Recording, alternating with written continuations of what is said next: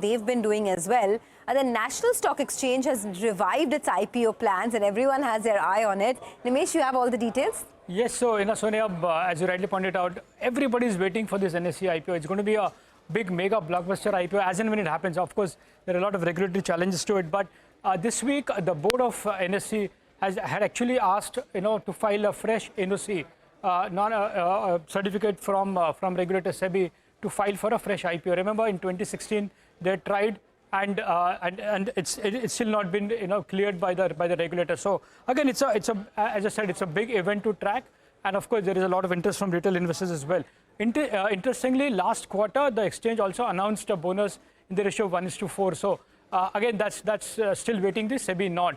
Now IIFl has put out an interesting note on NSE this week, and they believe that the kind of speculative volume which has gone up in the options market, NSE faces a lot of uncertainty, largely from a regulatory point of view. So there has been a lot of consultation, and there is an expectation that Sebi will come out with some regulations to control the speculation in the F&O market.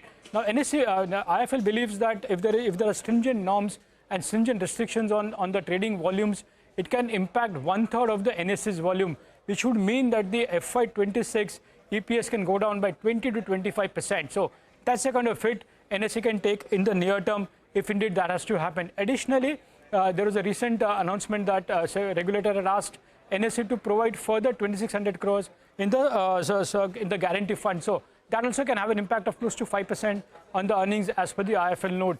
But interestingly, I've heard only today there was a feedback that there is a fresh block on NSE at an average price of 5,300 rupees per share.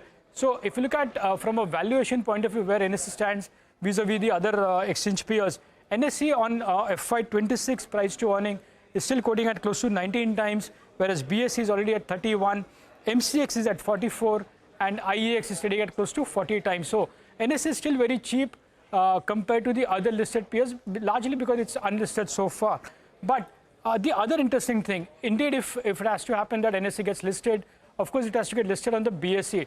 I just looked at some data on BSE 30.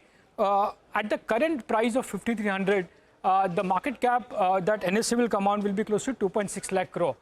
Right now, it would stand around 25th company in the BSE ranking.